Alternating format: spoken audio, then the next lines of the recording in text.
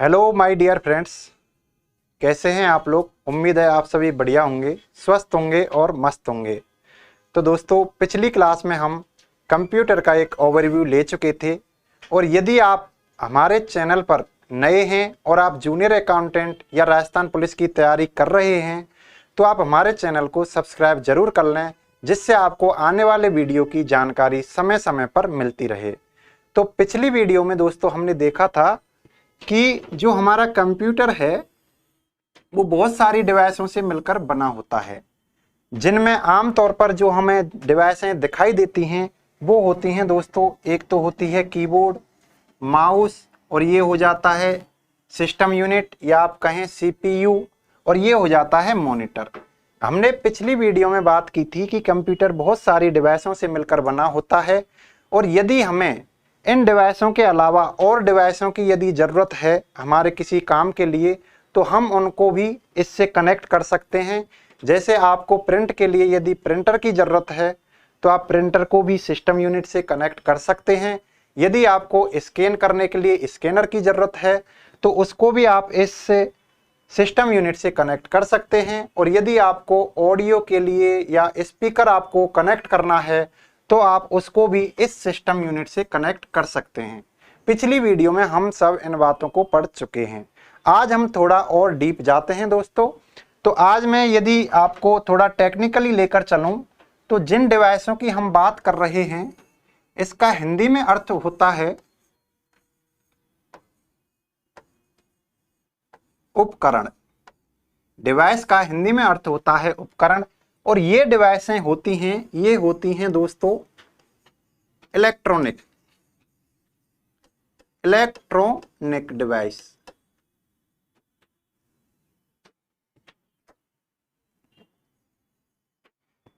ये जो कंप्यूटर में डिवाइसें यूज ली जाती हैं ये होती हैं इलेक्ट्रॉनिक्स डिवाइस हैं। यहां पर एग्जामिनर आपके लिए एक क्वेश्चन बना सकता है, यहां से आपको एक क्वेश्चन के जरिए आपको एग्जाम में फंसा सकता है। वो कैसे दोस्तों, इसकी जगह पर आपके लिए एक शब्द दे सकता है इलेक्ट्रिकल, यानी आपसे कंप्यूटर के लिए पूछ सकता है कि कंप्यूटर की डिवाइसें इलेक्ट्रिकल डिवाइसें होती हैं। तो यहां से ये गलत हो जाएगा दोस्तों, क्योंकि कंप्यूटर डिवाइसें होती हैं वो इलेक्ट्रॉनिक डिवाइसें होती हैं। जब सभी डिवाइसें इलेक्ट्रॉनिक डिवाइसें हैं और कंप्यूटर इन इलेक्ट्रॉनिक डिवाइसों से मिलकर बना होता है तो दोस्तों कंप्यूटर भी कैसी डिवाइस हो गई, इलेक्ट्रॉनिक डिवाइस हो गई। अब यहां पर दो शब्द निकल के आए हैं, एक है इलेक्ट्रॉनिक्स और एक है इलेक्ट्रिकल। यदि आपको इन दोनों के बारे में नहीं पता है तो एग्जाम में आप अपने क्वेश्चन को गलत कर सकते हैं, क्योंकि आप यदि इसको रट कर जाओगे तो एग्जाम में गलत होने के पूरे चांस हैं। तो अब हम समझते हैं कि इलेक्ट्रॉनिक क्या होता है और इलेक्ट्रिकल क्या होता है, इनको हम डिटेल से समझते हैं। ठीक है दोस्तों,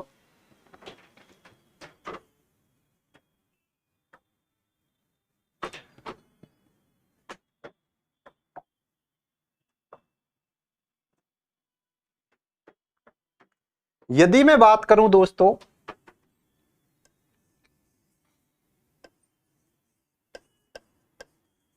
इलेक्ट्रिकल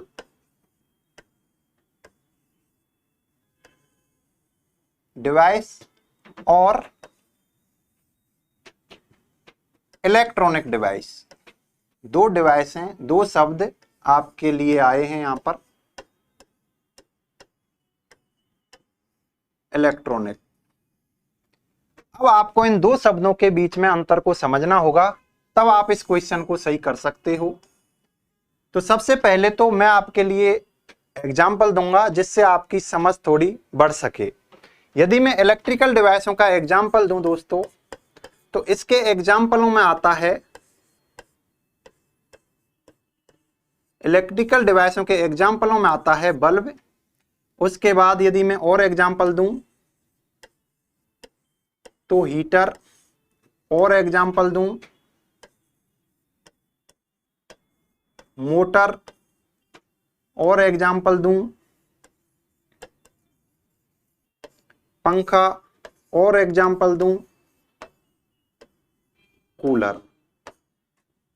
ये सभी डिवाइसें इलेक्ट्रिकल डिवाइसें हैं और हम यदि बात करें इलेक्ट्रॉनिक डिवाइसों की तो इसके अंदर आता है दोस्तों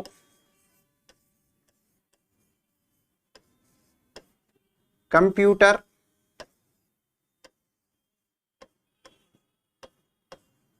मोबाइल,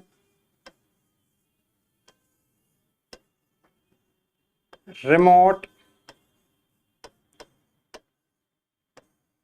और भी डिवाइसें हो सकती हैं। यहां पर बस मैं इतने ही एग्जाम्पल दे रहा हूं। अब ये तो दोस्तों मैंने आपके लिए एग्जाम्पल बताए, लेकिन बात आती है कि ये होती क्या है, इनमें डिफरेंस क्या है और इसमें समानता क्या है। तो इलेक्ट्रिकल डिवाइस और इलेक्ट्रॉनिक डिवाइस में समानता होती है कि इन दोनों के लिए करंट की आवश्यकता होती है। करंट यानी आप कहें विद्युत की आवश्यकता होती है इन दोनों को चलाने के लिए।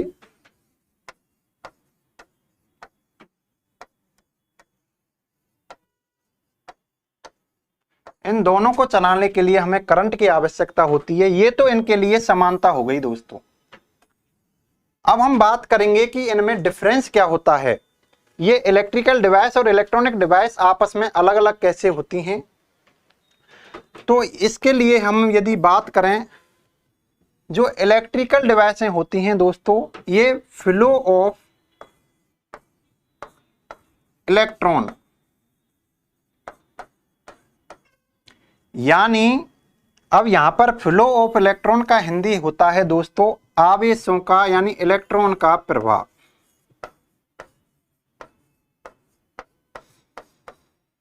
इलेक्ट्रॉन का प्रवाह।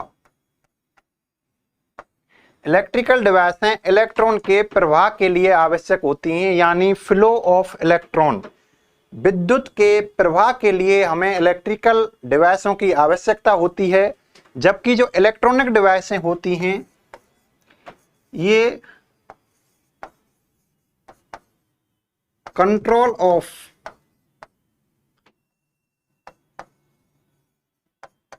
इलेक्ट्रॉन्स फ्लो, ये इलेक्ट्रॉन के फ्लो को कंट्रोल करने के लिए आवश्यक होती हैं। यानी मैं दूसरे शब्दों में कहूं कि ये विद्युत यानी करंट के प्रवाह के कंट्रोल के लिए ये आवश्यक होती हैं। अब ये कैसे होती हैं इसको अपन जान लेते हैं दोस्तों।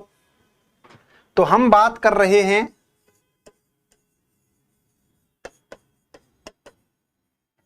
इलेक्ट्रिकल डिवाइस और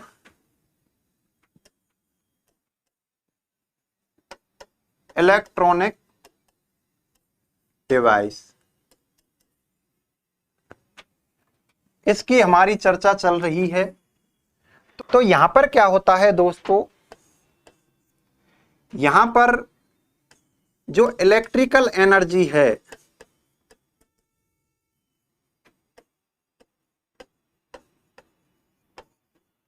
उसको दूसरी एनर्जी में कन्वर्ट किया जाता है।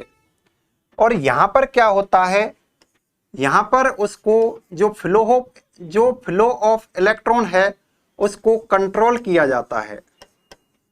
अब इसको आपको एक एग्जाम्पल के थ्रू समझाता हूं। जैसे आपका एक बल्ब है, उसमें करंट जा रहा है, यानी उसमें इलेक्ट्रिकल एनर्जी जा रही है। वो क्या कर रहा है, हमारे लिए वो प्रकाश दे रहा है, यानी वो इलेक्ट्रिकल एनर्जी है आपकी। जो इलेक्ट्रिकल एनर्जी है, ये बल्ब की अपन बात कर रहे हैं, ये क्या करता है, इलेक्ट्रिकल एनर्जी को लाइट में बदल रहा है, लाइट में कन्वर्ट कर रहा है। उसी प्रकार यदि हम बात करें किसकी, फैन की, उसी प्रकार यदि हम बात करें फैन की, तो ये क्या कर रहा है, इलेक्ट्रिकल एनर्जी को मैकेनिकल एनर्जी यानी काइनेटिक एनर्जी में बदल रहा है। यदि हम बात करें हीटर की, तो ये क्या कर रहा है, इलेक्ट्रिकल एनर्जी को हीट में बदल रहा है, हीट में बदल रहा है। यानी जो इलेक्ट्रिकल डिवाइसें होती हैं वो इलेक्ट्रिकल एनर्जी को किसी दूसरी एनर्जी में कन्वर्ट करती हैं और करंट के प्रवाह के लिए आवश्यक होती हैं। उसी प्रकार दोस्तों यदि आप देखोगे कंट्रोल ये इलेक्ट्रॉनिक डिवाइसें कैसे करती हैं। अब आपका ये दोस्तों जो बल्ब है, ये रंग बिरंगे बल्ब आते हैं, लुपुक झुपुक करते हैं। इसको करवाने के लिए हमें जिस डिवाइस की जरूरत होती है वो होती हैं इलेक्ट्रॉनिक डिवाइस की। और आप देखते हैं कि आपका जो पंखा होता है वो यदि हम उसका स्विच ऑन कर देते हैं तो वो जिस स्पीड से चलना होता है उसी स्पीड से चलता है। लेकिन हम उसको यदि कंट्रोल करना चाहें तो एक रेगुलेटर की सहायता से हम इसको 1 की स्पीड पर कर सकते हैं, 2 की स्पीड पर कर सकते हैं और 3 की स्पीड पर कर सकते हैं। तो उसको हमने कंट्रोल किया, तो उसके कंट्रोल करने के लिए हमने जो रेगुलेटर लगाया वो क्या हो गई दोस्तों, वो इलेक्ट्रॉनिक डिवाइस हो गई। यानी कि कंट्रोल करने के लिए हमें इलेक्ट्रॉनिक डिवाइस की जरूरत होती है और इलेक्ट्रिकल एनर्जी को किसी दूसरी एनर्जी में कन्वर्ट करने के लिए हमें इलेक्ट्रिकल डिवाइसों की जरूरत होती है। और जो दूसरा डिफरेंस है दोस्तों इनमें, ये दोस्तों जो इलेक्ट्रिकल डिवाइस होती हैं इनके लिए हमें हाई वोल्टेज की जरूरत होती है, जबकि ये लो वोल्टेज पर ही चल जाती हैं। लो वोल्टेज की जरूरत होती है इनके लिए, यानी कि इनके लिए 3 से 24 वोल्ट की जरूरत होती है, यानी कि ये बहुत कम वोल्ट होता है और इनके लिए हमें हाई वोल्टेज की जरूरत होती है। ये जो डिवाइसें हैं दोस्तों ये AC current and DC current दोनों से चल सकती हैं, जबकि इसके लिए हमें डीसी करंट यानी कि डायरेक्ट करंट की जरूरत होती है। हमारे जो करंट होता है वो 2 टाइप से होता है दोस्तों, एक होता है एसी, एक होता है डीसी। तो ये जो डिवाइसें हैं इनके लिए हम एसी करंट भी यूज ले सकते हैं, डीसी यूज ले सकते हैं, लेकिन इनके लिए हम क्या यूज लेते हैं, डीसी करंट यानी डायरेक्ट करंट। का सीधा सीधा सा अर्थ हुआ दोस्तों जो इलेक्ट्रिकल डिवाइसें होती हैं ये मोर डेंजरस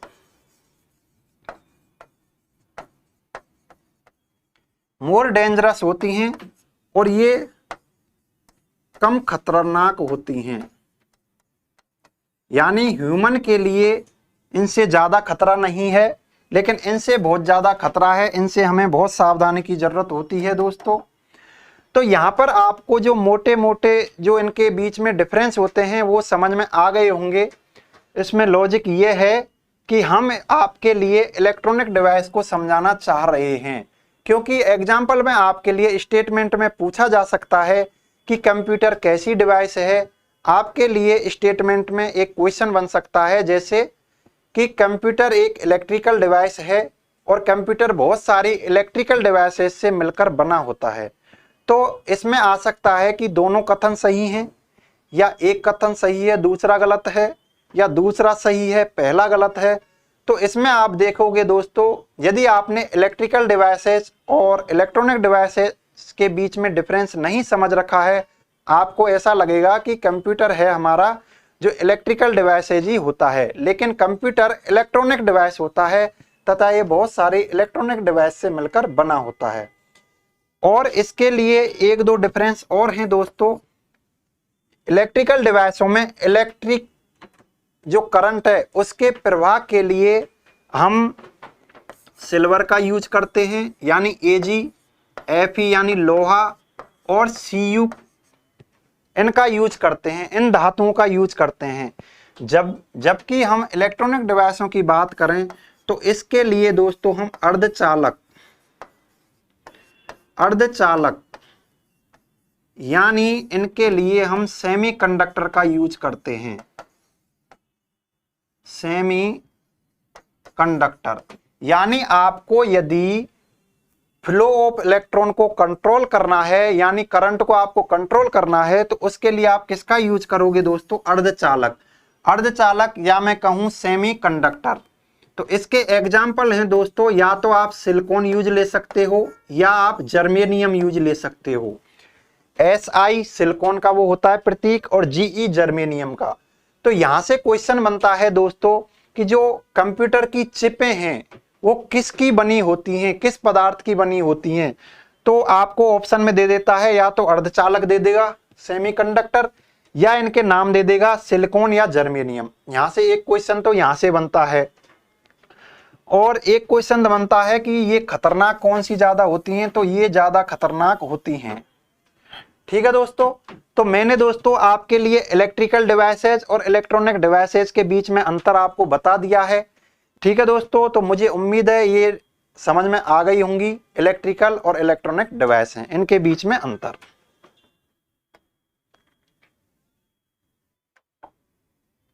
अब अपन बात कर रहे थे कि कंप्यूटर बहुत सारी डिवाइसेस से मिलकर बना होता है, जिनमें कीबोर्ड शामिल है, माउस शामिल है, सिस्टम यूनिट शामिल है, मॉनिटर शामिल है।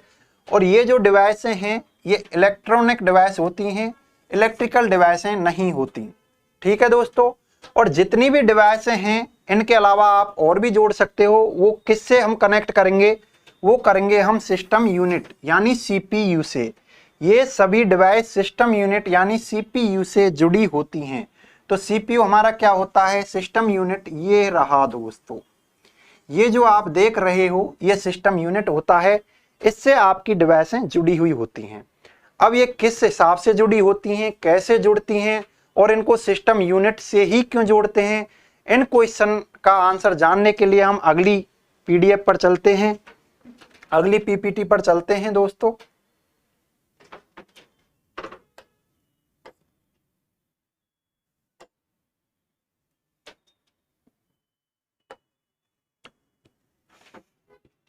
तो अब यहां से हम जानेंगे कि हम जो हमारी डिवाइसें हैं, जो हमें प्रिंटर जोड़ना हो, या हमें कंप्यूटर के लिए कीबोर्ड जोड़ना हो, या माउस जोड़ना हो, या हम स्पीकर जोड़ना हो, वो हम सिस्टम यूनिट से ही क्यों जोड़ते हैं।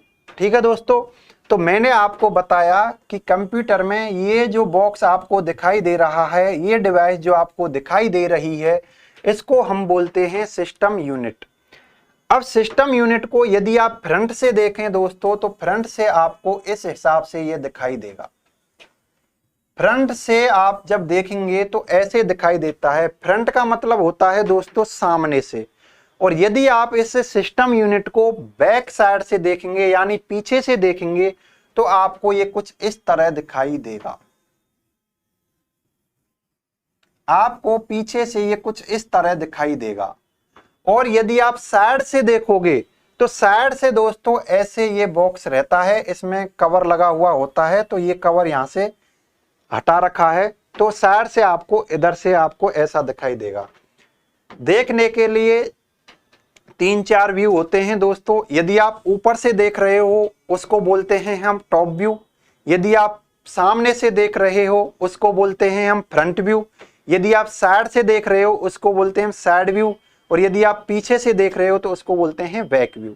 यहाँ पे इनका कोई यूज नहीं है, लेकिन फिर भी मैं दोस्तों आपको लिए इसलिए बता रहा हूं कि आपकी थोड़ी सी इनके बेसिक नॉलेज बढ़ जाए। तो यहाँ पर यदि हम बात करें दोस्तों कि जो हमारी जो डिवाइसें हैं वो इससे कैसे जुड़ी होती हैं, जोड़ने के लिए वहां पे ऐसा क्या होता है कि हम सिस्टम यूनिट से जोड़ते हैं। तो यदि आपको दिखाई दे रहा होगा दोस्तों, सबसे पहले तो क्या है दोस्तों, हमें सिस्टम यूनिट के लिए करंट भेजना पड़ेगा यानी पावर सप्लाई करनी पड़ेगी। तो पावर सप्लाई करने के लिए जैसे आप अपने मोबाइल चार्ज करने के लिए आपके पास चार्जर होता है, उसी हिसाब से इसको यदि हम कनेक्ट करने के लिए यहाँ पर इसके साथ जो कंप्यूटर का चार्जर होता है उसको कनेक्ट करते हैं। ये आपको दिखाई दे रहा होगा दोस्तों।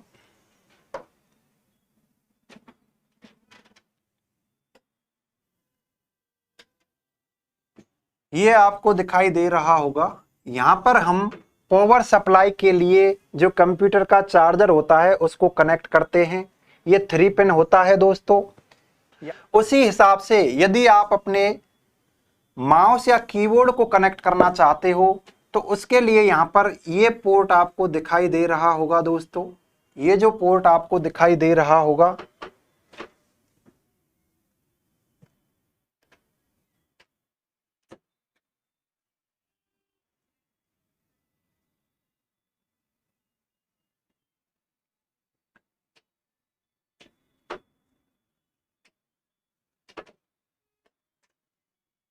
यहाँ पे दोस्तों हमारा उद्देश्य है कि आपको प्रैक्टिकली चीजें समझाई जाएं कि जो हमारी डिवाइसें होती हैं वो सिस्टम यूनिट से कैसे जुड़ी हुई होती हैं, किस माध्यम से जुड़ी हुई होती हैं, उसको हम यहाँ पर आपके लिए विजुलाइज करवाने की कोशिश कर रहे हैं, जिससे आपके दिमाग में एक इमेजिनेशन आप सोच पाएं। ठीक है दोस्तों। तो अपन बात करें यदि माउस और कीबोर्ड की, तो माउस और कीबोर्ड के लिए जो पोर्ट होता है वो कुछ इस तरह का होता है। इसमें 6 पिनें होती हैं, 1 2 3 4 5 6 पिन होती हैं इसके पोर्ट में। ये फीमेल पोर्ट होता है दोस्तों। ठीक है। और जो आपको ये दिखाई दे रहा है माउस के साइड में, ये होती हैं यूएसबी पोर्ट। USB port. अब यूएसबी पोर्ट क्या होता है, सबसे पहले तो आपसे फुल फॉर्म में भी पूछी जाती है एग्जाम में, इसलिए आपको जो यूएसबी है इसकी फुल फॉर्म भी आपको ध्यान रखनी है। यूएसबी की फुल फॉर्म होती है यूनिवर्सल सीरियल बस। ठीक है। आपके एग्जाम में फुल फॉर्म भी पूछी जाती हैं, तो आप धीरे धीरे इन फुल फॉर्म्स को भी याद करते चलें। ये हमारा होता है यूएसबी पोर्ट, और यूएसबी पोर्ट की फुल फॉर्म होती है यूनिवर्सल सीरियल बस। अब यूएसबी पोर्ट कैसे होता है, आप अपने जो चार्जर होता है उसको, अडेप्टर को अलग करो। जो डाटा केबल होती है, जो डाटा केबल में जिस छोर को आप, जिस पोर्ट को आप उसके अंदर एडेप्टर के अंदर घुसाते हैं, वो जो छोर होता है वो यूएसबी होता है दोस्तों। जो अडेप्टर में होता है उसको यूएसबी बोलते हैं। तो कुछ इस तरह का जो पोर्ट होता है वो यूएसबी पोर्ट होता है। जो आपकी डाटा केबल होती है लगभग वैसे ही तरीके का यूएसबी पोर्ट होता है। अब यदि हम बात करें आगे, तो एक होता है बीजीए पोर्ट। अब हमने माउस और कीबोर्ड किससे जोड़ दिए, इस पोर्ट से जोड़ दिए। अब हम बीजीए, एक होता है बीजीए पोर्ट। तो बीजीए पोर्ट कैसा होता है दोस्तों, ये आपको जो दिखाई दे रहा होगा ये बीजीए पोर्ट है। इसमें 5-5 के क्रम में 15 पिन होती हैं। 15 पिन होती हैं। देखो आप, 15 पिन का मतलब है 1 2 3 4 5, 1 2 3 4 5, 1 2 3 4 5, यानी 15 छेद होते हैं। 15 पिन इसमें आ सकती हैं। तो बीजीए पोर्ट के, अब बीजीए पोर्ट किस काम आता है, जैसे ये आप डिजिटल बोर्ड देख रहे हो, ये एक तरह से मॉनिटर का काम कर रहा है। इसलिए आप जब भी कंप्यूटर के मॉनिटर को आप इस सिस्टम यूनिट से जोड़ते हो तो उसको किसके थ्रू जोड़ते हो, बीजीए पोर्ट के थ्रू। अब बीजीए की यहाँ पर आपको फुल फॉर्म याद रखनी है। बीजीए की फुल फॉर्म होती है, बीजीए की फुल फॉर्म होती है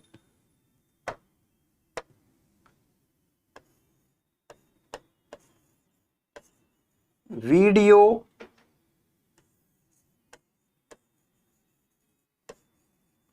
ग्राफिक्स एरे। बीजीए की फुल फॉर्म होती है वीडियो ग्राफिक्स एरे। ठीक है दोस्तों। अब यदि हम बात करें HDMI की, HDMI पोर्ट। अब बीजीए पोर्ट और HDMI पोर्ट लगभग इन दोनों का एक ही काम था कि ये हमारा जो मॉनिटर है उसको सिस्टम यूनिट से जोड़ने के लिए काम आते हैं। लेकिन बीजीए पोर्ट में क्या था दोस्तों कि हम सिस्टम यूनिट से केवल वीडियो पिक्सल ही भेज पाते थे, वीडियो ही भेज पाते थे। ऑडियो भेजने के लिए हमें अलग से ऑडियो पोर्ट लगाना पड़ता था, ऑडियो केबल लगानी पड़ती थी। लेकिन जब से HDMI आया है हम बीजीए पोर्ट को कम ही यूज लेते हैं, क्योंकि HDMI में दोनों काम हो जाते हैं। HDMI में ऑडियो प्लस वीडियो दोनों भेजी जा सकती हैं मॉनिटर के लिए कंप्यूटर के सिस्टम यूनिट से। तो HDMI की फुल फॉर्म होती है हाई डेफिनिशन मल्टीमीडिया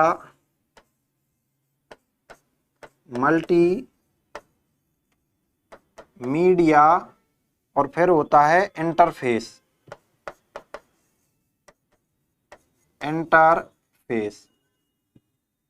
यानी HDMI की फुल फॉर्म होती है हाई डेफिनेशन मल्टीमीडिया इंटरफेस। और मल्टीमीडिया का हम पहले ही बता चुके हैं, पहले ही अर्थ जान चुके हैं कि मल्टीमीडिया का अर्थ होता है जिसमें ऑडियो प्लस वीडियो दोनों हों। इसलिए HDMI को जब हम कंप्यूटर के सिस्टम यूनिट से कनेक्ट करते हैं तो हमको वीडियो प्लस ऑडियो दोनों इस मॉनिटर में जा सकते हैं। हम इस मॉनिटर में दोनों ऑडियो प्लस वीडियो को प्राप्त कर सकते हैं। लेकिन हम BGA केबल के थ्रू ऐसा नहीं कर सकते थे। BGA केबल में केवल वीडियो जाती थी मॉनिटर के लिए, ऑडियो नहीं जाती थी। ऑडियो केबल हमें अलग से लगानी पड़ती थी। तो उस कमी को इस HDMI ने दूर कर दिया। उसी हिसाब से जैसे USB पोर्ट थे, अब USB पोर्ट यहां भी होते हैं दोस्तों। USB पोर्ट एक ये रहा, USB पोर्ट ही है ये 3.0 है, वो USB 2.0 है। ये इनके प्रकार हैं, इसको आपको ज़्यादा जाना नहीं है डीपली, बस आपको ये याद रखना है USB पोर्ट जैसे आपका मोबाइल का जो चार्जर होता है उसमें जो डाटा केबल होती है बिल्कुल उसी तरह ये पोर्ट होता है।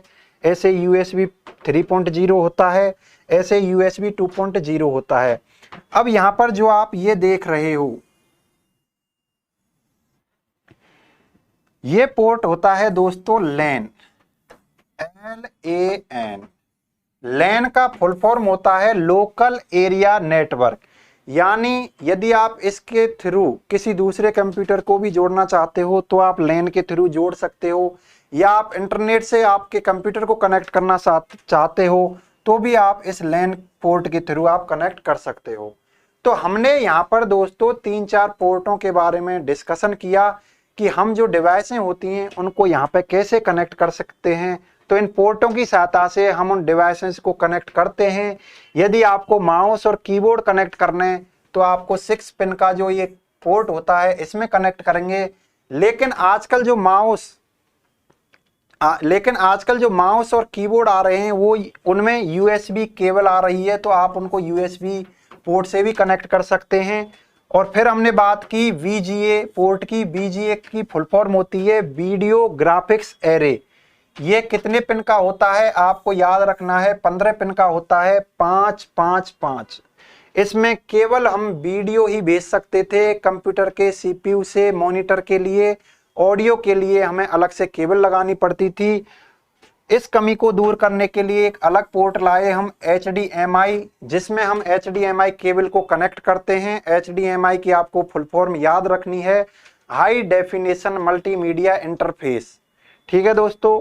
उसके बाद हमने USB 3.0 पढ़ा, USB 2. ये USB के ही प्रकार हैं। तो यहाँ तक जो पोर्ट हमने पढ़ाए हैं आपकी समझ में आ गए होंगे। तो अब दोस्तों हम थोड़ा आगे चलते हैं।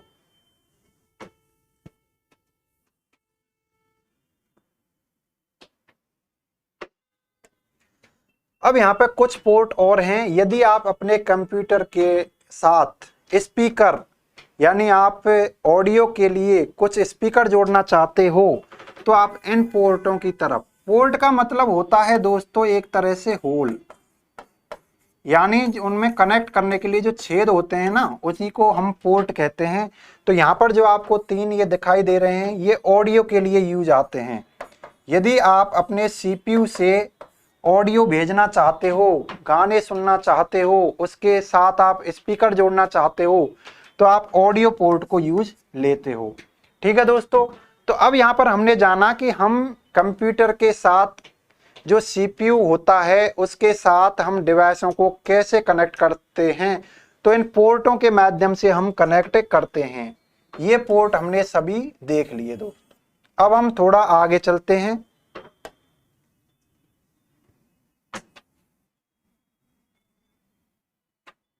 तो ये पोर्ट हम देख चुके हैं।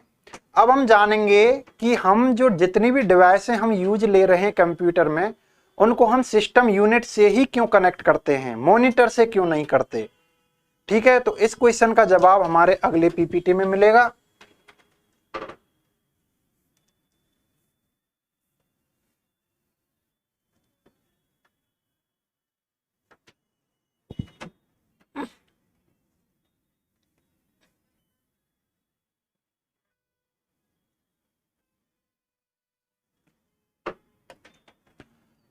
अब हम यहां पर चर्चा करेंगे कि हम सिस्टम यूनिट से ही कंप्यूटर की सभी डिवाइसेस को क्यों जोड़ते हैं।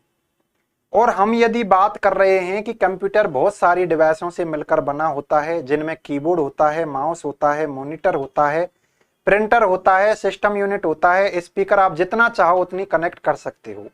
ये तो हमने डिवाइसों की बात कर ली, लेकिन आपके दिमाग में ये एक विचार आना चाहिए, एक क्वेश्चन उठना चाहिए कि कंप्यूटर के लिए मिनिमम डिवाइसें कितनी हो सकती हैं। चलो मैक्सिमम तो हम कितनी भी जोड़ सकते हैं, लेकिन इतनी मिनिमम डिवाइसें कितनी हो सकती हैं कि जिनको हम बोल सकें कि हाँ ये हमारा कंप्यूटर है। मतलब यदि मुझे माउस की जरूरत नहीं है तो मैं माउस को हटा सकता हूं, यदि मुझे कीबोर्ड की जरूरत नहीं है तो कीबोर्ड को हटा सकता हूं, यदि मुझे मॉनिटर की जरूरत नहीं है, डिस्प्ले की, यानी मुझे वीडियो देखने की जरूरत नहीं है, तो मैं वीडियो को, जो मैं मॉनिटर को हटा सकता हूं। तो मैं बहुत सारी ऐसी डिवाइस हैं जिनको हटा सकता हूं, मेरे लिए यूज नहीं है। तो मिनिमम डिवाइसें ऐसी कितनी हो सकती हैं जिसको मैं बोल सकूं कि हाँ मिनिमम इतनी डिवाइसें चाहिए एक कंप्यूटर कहलवाने के लिए। तो उसके लिए दोस्तों आपके पास यदि सिस्टम यूनिट है, आपके पास यदि सिस्टम यूनिट है तो आप इसको कंप्यूटर बोल सकते हो। यानी कंप्यूटर कहलवाने के लिए आपके पास एक सिस्टम यूनिट होना चाहिए। जो कंप्यूटर का हम बार बार शब्द यूज लेते हैं ना, कंप्यूटर कंप्यूटर कंप्यूटर, वो एक तरह से कंप्यूटर दोस्तों ये सिस्टम यूनिट ही है। इसके साथ हम डिवाइसों को कनेक्ट करते हैं हमारी सहूलियत के लिए। यदि आपसे मिनिमम डिवाइसें पूछी जाए कि कंप्यूटर कहलवाने के लिए मिनिमम डिवाइसें कितनी होनी चाहिए, तो आपके पास भैया एक सिस्टम यूनिट होना चाहिए। अब सिस्टम यूनिट में ऐसा क्या है कि हम केवल एक सिस्टम यूनिट से ही कह सकते हैं कि ये हमारा कंप्यूटर हो गया। तो आओ इसकी भी चर्चा कर लेते हैं। तो दोस्तों सिस्टम यूनिट के अंदर क्या होता है, सिस्टम यूनिट के अंदर होता है मदरबोर्ड। ये आपको जो दिखाई दे रहा है ये होता है मदरबोर्ड। इस सिस्टम यूनिट का हमने इधर का कवर खोला, इसमें से हमने ये मदरबोर्ड निकाला है। अब ये मदरबोर्ड क्या होता है इस पे भी हम चर्चा कर लेते हैं। आपको थोड़ा और मदरबोर्ड की पूरी पिक्चर दिखा देता हूं दोस्तों। ये आपका मदरबोर्ड है, हमने इस सिस्टम यूनिट से इसको निकाला है। यहां सिस्टम यूनिट से हमने इसको निकाल लिया मदरबोर्ड को। अब मदरबोर्ड में क्या होता है दोस्तों, ये चिपें लगी हुई होती हैं। और हमने पहले ही बात की थी कि जो चिप होती हैं, कंप्यूटर चिप होती हैं, वो किसकी बनी होती हैं, सेमीकंडक्टर की। इनको बार बार मैं बताता चलूंगा, जब अपन पढ़ेंगे मेमोरी को, वहां चिप्सों को, तब और अच्छे तरीका से पढ़ेंगे। लेकिन अभी आपको ये याद रखना है कि जो चिप्स होती हैं कंप्यूटर, वो सेमीकंडक्टर से बनी हुई होती हैं। अब इसके जो सिस्टम यूनिट होता है, इसके अंदर होता है मदरबोर्ड। और जो मदरबोर्ड में ये स्थान आपको दिखाई दे रहा है, यहां रखा हुआ होता है दोस्तों सीपीयू। और जो सीपीयू होता है इसकी फुल फॉर्म होती है सेंट्रल प्रोसेसिंग यूनिट। अब जो कंप्यूटर में जो गणनाएं, जितनी भी गणनाएं होती हैं, प्रोसेसिंग होती हैं, उन सबको सीपीयू ही कराता है। जब इन सभी चीजों को सीपीयू ही करा रहा है तो हमारी जितनी भी इनपुट डिवाइसें होती हैं और जितनी भी आउटपुट डिवाइसें होती हैं, तो इन सभी को क्या होता है, हमें सीपीयू से कनेक्ट करना होता है। अब सीपीयू से ये कैसे कनेक्ट होंगी, सीपीयू रखा होता है सिस्टम यूनिट के अंदर।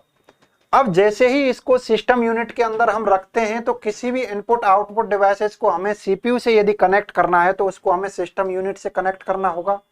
अब हम सिस्टम यूनिट से कनेक्ट कर रहे हैं, तो मदरबोर्ड पर जो ये पोर्ट होते हैं ये उस बॉक्स के बाहर निकले हुए होते हैं और इनके थ्रू ये यहाँ पर सीपीयू से इनपुट डिवाइसेज और आउटपुट डिवाइसेज कनेक्ट हो जाती हैं। उनको कनेक्ट क्यों कर रहे हैं? क्योंकि जो प्रोसेसिंग का काम है, कंप्यूटर स्पेशली प्रोसेसिंग के लिए ही तो जाना जाता है। जो प्रोसेसिंग का काम है वो कौन करेगा? सीपीयू।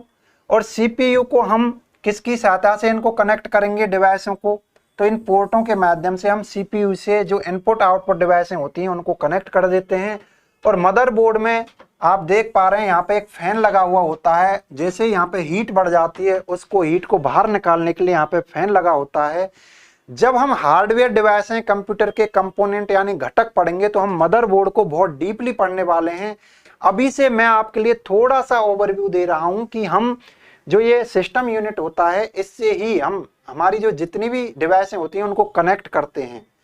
तो कनेक्ट इसलिए करते हैं क्योंकि दोस्तों इसमें सीपीयू होता है और सीपीयू एक तरह से प्रोसेसिंग का काम करता है, यानी कि ये क्या होता है? सीपीयू प्रोसेसर होता है। हम दूसरा यदि नाम दें, जनरल नाम दें, तो इसका जनरल नाम क्या हो गया? प्रोसेसर। तो कंप्यूटर में प्रोसेसर यानी प्रोसेसिंग कौन करता है? सीपीयू करता है। और सीपीयू की फुल फॉर्म क्या होती है? Central processing unit. अब हम देखेंगे कि सीपीयू कैसा होता है। अब जो ये दिखाई दे रहा है दोस्तों आपको, यह सीपीयू है। ये बहुत छोटा सा होता है और इसमें गणनाएं, जो भी प्रोसेसिंग होती है वो करने की क्षमता होती है।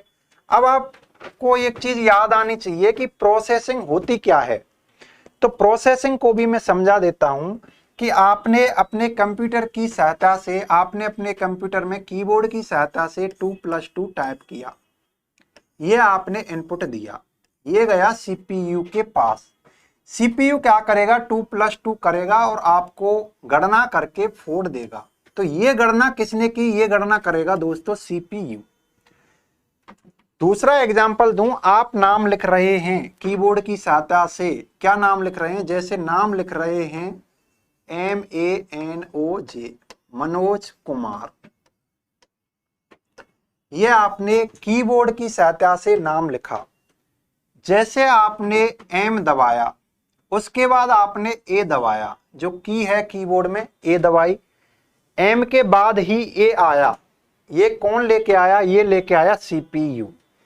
M के बाद A नीचे भी तो आ सकता था, उस आगे भी तो आ सकता था, ये इसके बाद ही क्यों आया? तो ये जो सीरियल का काम है ये भी कौन कर रहा है? सीपीयू। अब जो ये नाम, जैसे आपने स्पेस दबाया, जो स्पेस इसने बीच में छोड़ दिया कुमार और मनोज के बीच में, ये भी एक तरह से क्या हो गई? प्रोसेसिंग हो गई। इन सभी जो कार्य हैं इनको कौन कर रहा है? इनको करता है सीपीयू। और सीपीयू किसके अंदर रखा होता है? सीपीयू रखा होता है इस सिस्टम यूनिट के अंदर। तो हमें इनपुट डिवाइस, आउटपुट डिवाइस सभी को कनेक्ट करना होता है सीपीयू के साथ। और सीपीयू किसके अंदर रखा हुआ है? इस पूरे बॉक्स के अंदर सीपीयू रखा हुआ है। इस पूरे बॉक्स को हम बोलते हैं सिस्टम यूनिट। इसलिए हमें सभी डिवाइसेस को सिस्टम यूनिट से कनेक्ट करना होता है। अब आप देखेंगे दोस्तों, जैसे ही आप इन सभी, जैसे आपने कीबोर्ड कनेक्ट किया, माउस कनेक्ट किया और आपने मॉनिटर कनेक्ट किया, इनको आपने इस सिस्टम यूनिट से कनेक्ट कर दिया। अब आप देखते हैं कि जैसे ही आप इनके साथ कनेक्ट कर देते हैं, आपको इनके लिए अलग से इलेक्ट्रिसिटी की सप्लाई करने की जरूरत नहीं होती। इलेक्ट्रिसिटी की सप्लाई यहीं से ही हो जाती है। वो किसके थ्रू होती है दोस्तों? जब हम इसको पढ़ेंगे तो यहां पर लगा होता है एक एसएमपीएस का मतलब होता है स्विच्ड मोड पावर सप्लाई। इसके थ्रू जितने भी कंपोनेंट होते हैं कंप्यूटर के, उन सब के पास पावर सप्लाई हो जाती है। उनको अलग से कनेक्ट करने की जरूरत नहीं होती, क्योंकि ये बहुत कम वोल्टेज पर, हमने अभी पढ़ा कि इलेक्ट्रॉनिक डिवाइसें हैं, बहुत कम वोल्टेज पर काम करती हैं। तो ये डिवाइसें वहां पर, जो ये डिवाइसें, इनके लिए बहुत कम वोल्टेज की जरूरत होती है, इसलिए यहीं से ही इनकी पूर्ति कर दी जाती है। अब मैंने इसको ही यहाँ पे आप देख पा रहे हैं, ये होता है हमारी हार्ड डिस्क के लिए। हार्ड डिस्क यानी स्टोरेज डिवाइस के लिए होता है। ये आपको एक सीडी डीवीडी दिखाई दे रही होगी, यहाँ पे इसको खोल के हम डीवीडी रख सकते हैं और यहाँ से जैसे डीवीडी जाएगी तो हमारा स्टोरेज के लिए ये यूज में ली जाती है ऐसे खोल के। तो ये भी फैसिलिटी सीपीयू के अंदर होती है, यानी सिस्टम यूनिट के अंदर होती है। तो आपने ये चीज़ें समझ ली होंगी कि हम सभी डिवाइसेस को सिस्टम यूनिट से ही क्यों कनेक्ट करते हैं, और हमारा जो सिस्टम यूनिट है उससे किस हिसाब से हम चीज़ों को कनेक्ट करते हैं, उनके लिए पोर्ट कौन कौन से होते हैं। पोर्ट पर मैं बार बार जोर दे रहा हूं क्योंकि दोस्तों ये जूनियर अकाउंटेंट और राजस्थान पुलिस में तो पोर्ट नहीं है, लेकिन जूनियर अकाउंटेंट के सिलेबस में अलग से स्पेशल लिखा हुआ है कि पोर्ट, यानी आपसे पोर्ट से रिलेटेड टॉपिक पूछे जाएंगे। इसलिए मैं बार बार आपको जोर दे के बता रहा हूं कि पोर्ट कितने प्रकार के होते हैं।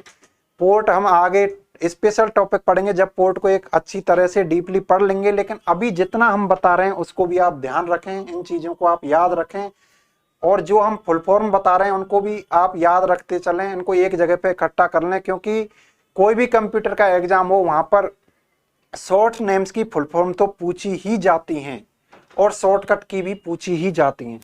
तो दोस्तों अब हम कंप्यूटर की कार्य प्रणाली को समझते हैं।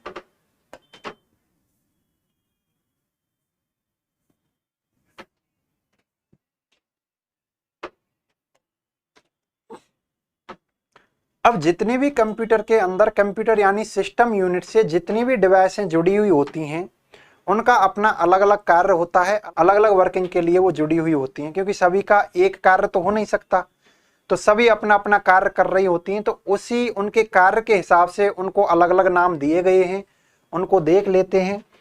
तो दोस्तों जो कंप्यूटर के अंदर यानी सिस्टम यूनिट सीपीयू के लिए कुछ डेटा लेके आती है उनको तो हम बोल देते हैं इनपुट डिवाइसेस। इनपुट डिवाइस हमारे किसके लिए काम आती हैं? इनपुट के लिए काम आती हैं। और इनपुट में हम क्या देते हैं दोस्तों? इनपुट में हम देते हैं डाटा। फिर इनपुट हमारे किसके पास आया? Processing device. प्रोसेसिंग डिवाइस कौन सी होती है? मैंने अभी बताई दोस्तों, प्रोसेसिंग डिवाइस होती है प्रोसेसर। और प्रोसेसर कौन होता है? प्रोसेसर होता है सीपीयू, यानी सेंट्रल प्रोसेसिंग यूनिट। जब हमने इनपुट दिया, इनपुट देने के बाद प्रोसेसिंग डिवाइस ने उस इनपुट को किस में बदला? आउटपुट में। आउटपुट में हमें क्या मिलता है दोस्तों? आउटपुट में हमें मिलता है,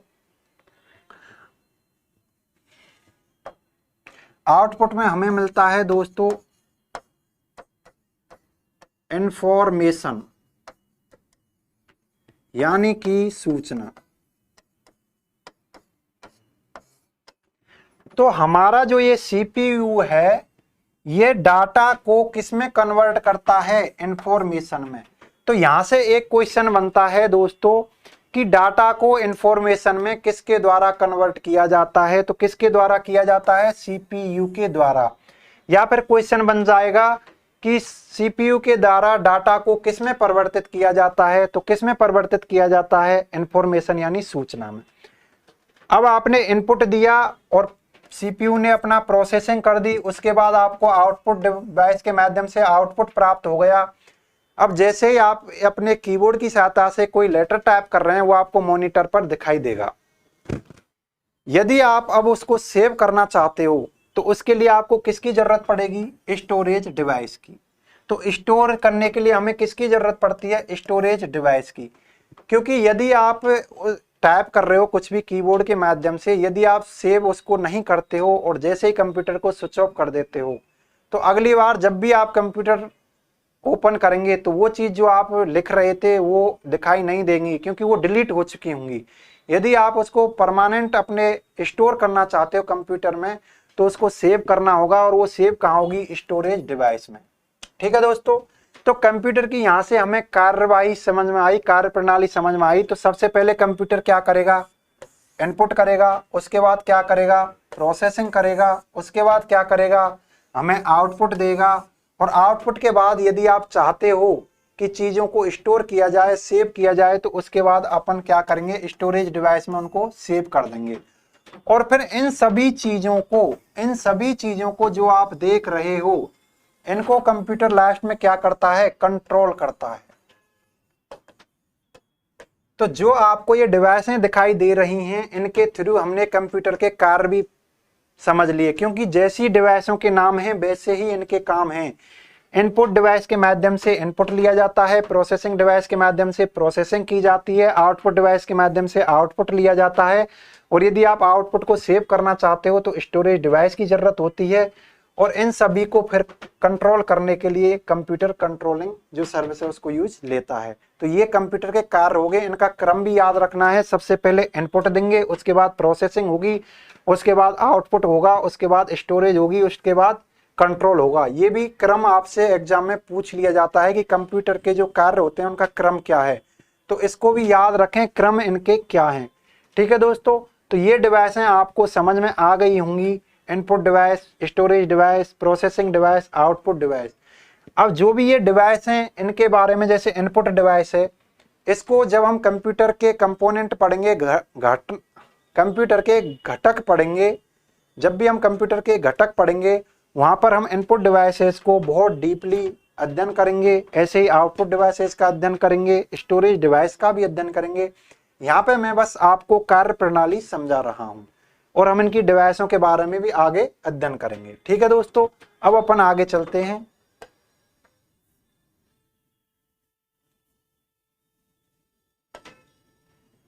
तो यहाँ पे हमने पिछली वीडियो में भी बात की थी डेटा के बारे में, और आज भी कर लेते हैं। ठीक है दोस्तों, तो डेटा के बारे में यदि हम बात करें तो डेटा की डेफिनेशन क्या होती है? डेटा की डेफिनेशन होती है कि कच्चे तथ्य यानी रॉ फैक्ट्स को हम क्या बोलते हैं? डेटा बोलते हैं। या फिर मैं बात करूं कच्चे तथ्य या अपूर्ण तथ्य, कच्चे तथ्य या अपूर्ण तथ्य, इनको क्या बोलते हैं? इनको बोलते हैं हम डेटा। फिर हमने डेटा के टाइप पढ़े थे, तो डेटा का एक टाइप क्या होता है? टेक्स्ट, एक ऑडियो, एक मल्टीमीडिया, एक ग्राफिकल। और फिर हमने बात की थी कि टेक्स्ट का मतलब होता है जो आप डेटा लिख कर दे रहे हो। डेटा को कहाँ दिया जाता है दोस्तों? डेटा को इनपुट के रूप में दिया जाता है। और टेक्स्ट की बात करें, हम टेक्स्ट की बात करें तो टेक्स्ट के एक टाइप हो जाता है न्यूमेरिक डेटा, यानी इसका यदि हम हिंदी में बात करें तो संख्यात्मक। उसके बाद यदि हम एक और टाइप की बात करें तो एक होता है अल्फाबेटिकल डेटा। ये इसमें ABCD यूज होती हैं, ABCD, और इसमें 0 से 9 तक संख्याएं यूज होती हैं। उनके माध्यम से आप कितनी भी संख्याएं बना सकते हैं, ये अंक यूज होते हैं 0 से 9 तक। उसके बाद टेक्स्ट के रूप में हमने क्या पढ़ा? Alpha numeric data. यहां पर आप क्या करोगे? जैसे मैंने नाम लिखा XYZ और इसके साथ 1 2 3 ऐसे लिख दिया, तो इसमें क्या है? अल्फाबेट भी यूज हो गए और न्यूमेरिक डेटा भी यूज हो गया। तो ये दोनों को मिलाकर क्या होगा? Alpha numeric data. उसके बाद एक और आता है दोस्तों सिंबॉलिक डेटा, यानी आप जो चिन्हात्मक डेटा, यानी जो चिन्ह यूज लेते हो ना, जैसे लेस देन, ग्रेटर देन और ये कोमा, जो भी आप चिन्ह यूज ले रहे हो वो किस में आ जाएंगे? सिंबॉलिक डेटा में। अब यहाँ पर ऑडियो, यानी ऑडियो का जो एक्स्ट्रा, जब भी आप ऑडियो की फाइल को सेव करोगे तो उसके पीछे जो MP3 लगा होता है। ठीक है दोस्तों, फिर अपन बात करते हैं मल्टीमीडिया। तो मल्टीमीडिया क्या होता है? हम पिछली वीडियो में बात कर चुके हैं, ऑडियो प्लस वीडियो, ये मल्टीमीडिया होता है। और ग्राफिकल का मतलब होता है यदि आप चित्र के रूप में डाटा दें, यदि आप चित्र के रूप में डाटा दें तो वो क्या हो जाता है? ग्राफिकल डाटा हो जाता है। तो हमने डाटा के बारे में, यहाँ से क्वेश्चन पूछे जाते हैं कि डाटा क्या है, तो डाटा कच्चे तथ्य अपूर्ण तथ्य होते हैं। फिर यहाँ से क्वेश्चन पूछे जाते हैं कि जो टेक्स्ट डाटा में न्यूमेरिकल डाटा क्या होता है, तो 1 2 3 4 जो भी संख्याओं का आप यूज लोगे।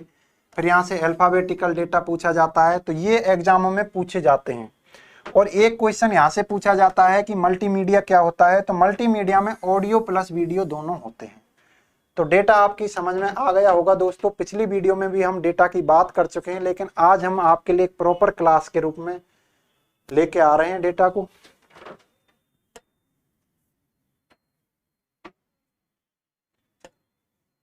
फिर यदि हम बात करें सूचना की, तो सूचना क्या होता है दोस्तों, ये हमें आउटपुट के रूप में प्राप्त होता है, आउटपुट के रूप में प्राप्त होता है। जब भी इनपुट को सीपीयू के लिए दिया जाता है तो सीपीयू उसको किस में कन्वर्ट करता है, आउटपुट में। तो आउटपुट के रूप में हमें इंफॉर्मेशन प्राप्त होती है, यानी वो क्या होता है, प्रोसेस्ड डेटा बोलते हैं उसको, यानी डाटा का उत्पाद बोलते हैं।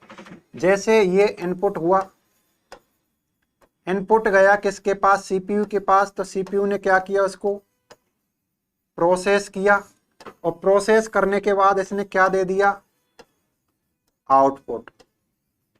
तो इनपुट के रूप में हमने क्या दिया, इनपुट के रूप में दिया हमने डाटा, और आउटपुट के रूप में हमें क्या मिला, आउटपुट के रूप में हमें मिलती है इंफॉर्मेशन। इंफॉर्मेशन का मतलब होता है सूचना। ठीक है दोस्तों, तो ये चीजें आपके लिए समझ में आ गई होंगी। पिछली वीडियो में हम इनको डिस्कस कर चुके हैं।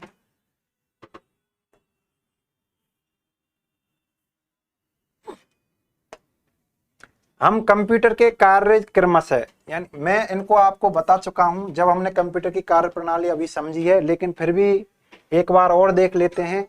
सबसे पहले कंप्यूटर का कार्य क्या होता है,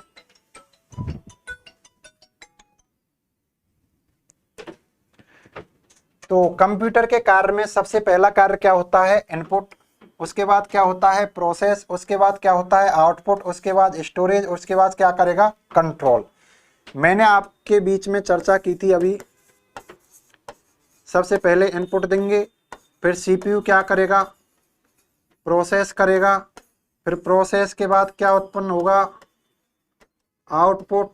और यदि आप चाहते हो कि आउटपुट को सेव किया जाए तो उसके लिए आप क्या करोगे, स्टोरेज डिवाइस कनेक्ट करोगे, स्टोरेज, ठीक है ना।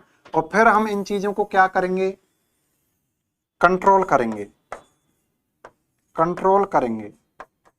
तो कंप्यूटर के कार्य क्या हो गए, कंप्यूटर का पहला कार्य होता है, इनको क्रम से याद रखना है दोस्तों, इनका क्रम पूछ लिया जाता है। तो पहले सर्वप्रथम क्या करेगा, इनपुट लेगा, उसके बाद प्रोसेस करेगा, उसके बाद आउटपुट देगा, उसके बाद स्टोर करेगा, उसके बाद कंट्रोल करेगा। ठीक है दोस्तों, आपको चीजें समझ में आ गई होंगी अच्छी तरीका से।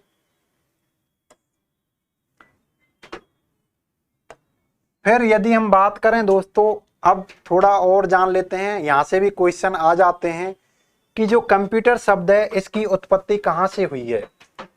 जो कंप्यूटर शब्द है दोस्तों, जो ये कंप्यूटर शब्द है इसकी उत्पत्ति दो लैंग्वेज से मानी जाती है। एक तो है अंग्रेजी और एक है लैटिन भाषा, लैटिन। तो अंग्रेजी का एक शब्द है कंप्यूट,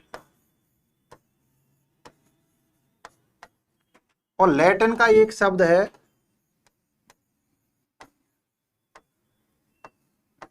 कंप्यूटर। तो मानते हैं कि कंप्यूटर जो शब्द है उसका जो निकास हुआ है वो अंग्रेजी भाषा के कंप्यूट शब्द से हुआ है और लैटिन भाषा के कंप्यूटर शब्द से हुआ है। लेकिन हमारी एनसीईआरटी में अंग्रेजी भाषा के कंप्यूट से दे रखा है, तो आपको प्रेफर किसको करना है, अंग्रेजी भाषा के कंप्यूट शब्द से कंप्यूटर की उत्पत्ति हुई है। और लैटिन, यदि आपको कंप्यूट अंग्रेजी नहीं मिले, अंग्रेजी भाषा नहीं मिले, तो उसके बाद आपको लैटिन भाषा के कंप्यूटर से इसकी उत्पत्ति को एग्जाम में मानना है।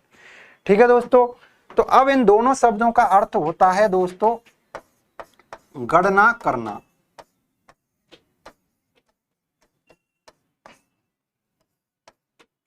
जब कंप्यूटर सर्वप्रथम आया था उससे पहले दोस्तों कैलकुलेटर चल रहे थे, तो कैलकुलेटर गणनाएं करते थे। तो उसी हिसाब से इन्होंने क्या किया कि कंप्यूट जो शब्द है इसका अर्थ गणना करना हो गया और कंप्यूटर अर्थ का अर्थ भी गणना करना हो गया। तो इन्होंने कहा कि जो गणना कर रहा है उसी के आगे इन्होंने क्या किया, ER लगा दिया। जैसे कंप्यूट, तो कंप्यूट में क्या कर दिया, इन्होंने सफिक्स जोड़ दिया, कंप्यूट में प्लस ER लगा दिया। तो यहां से क्या बन गया, यहां से बन गया कंप्यूटर। जैसे एक शब्द होता है ड्राइव, ड्राइव में ER लगा दो, ड्राइवर बन जाता है। उसी हिसाब से कंप्यूट यानी जो गणना कर रहा था उसको क्या नाम दे दिया इन्होंने, कंप्यूटर। ऐसे यहां से दे दिया। तो आपको याद बस ये रखना है दोस्तों कि कंप्यूटर जो शब्द है उसकी उत्पत्ति अंग्रेजी भाषा के कंप्यूट से हुई है। यदि एग्जाम में ये शब्द नहीं मिले तो आपको इससे मानना है, और यदि दोनों मिल जाएं तो आपको दोनों को सही मानना है। यह आपके समझ में आ गया होगा।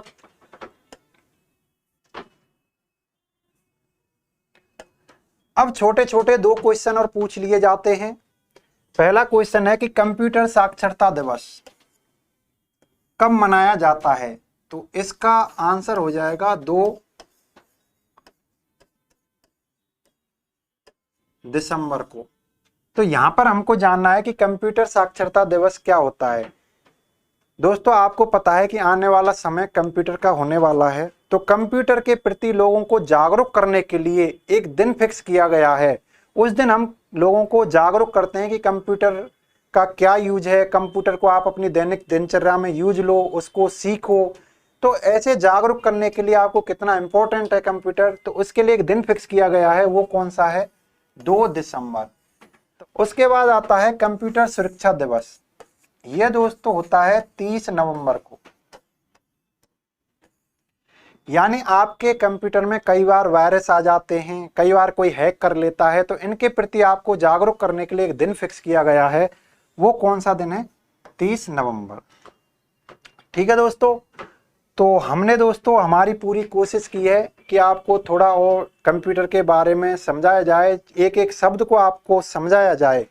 ऐसा नहीं है कि हम आपके लिए चीज़ें रटा रहे हैं।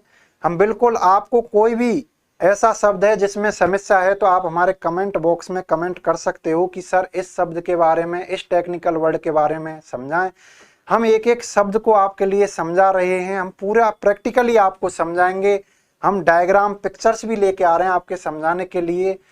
तो मेरा आपसे बस इतनी रिक्वेस्ट है कि जो भी मेरा दोस्त जूनियर अकाउंटेंट या राजस्थान पुलिस की तैयारी कर रहा है तो इस वीडियो को उस तक आप ज़रूर पहुंचाएं और इसको लाइक करें, शेयर करें और सब्सक्राइब करें। ठीक है दोस्तों, आपका बहुत बहुत धन्यवाद। राधे राधे।